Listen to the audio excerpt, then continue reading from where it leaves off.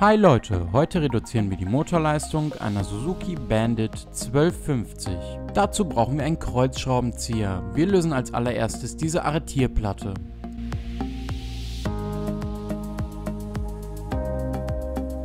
Und dann gibt es hier unten zwei weitere Schrauben, die die beiden Teile der Gasgriffschale zusammenhalten.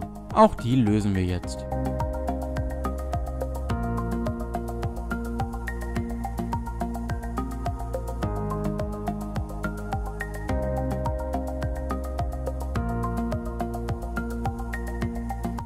Sobald die Schrauben gelöst sind, haben wir jetzt also Zugang zur Mechanik, können den unteren Teil der Griffschale vom oberen entfernen, nehmen jetzt unseren Limiter zur Hand und legen ihn so locker in die Griffschale ein.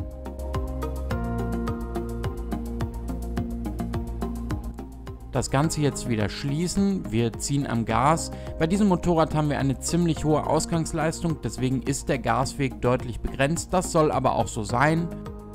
Und jetzt können wir die Schrauben wieder ansetzen und festziehen.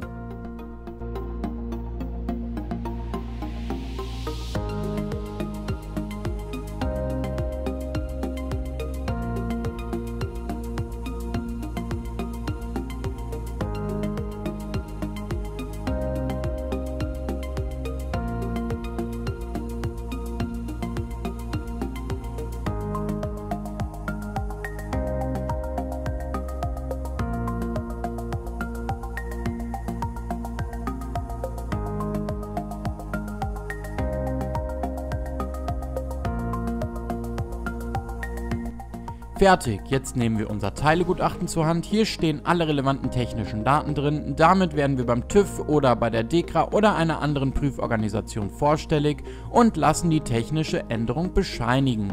In diesem Sinne, viel Spaß beim Fahren und always ride safe!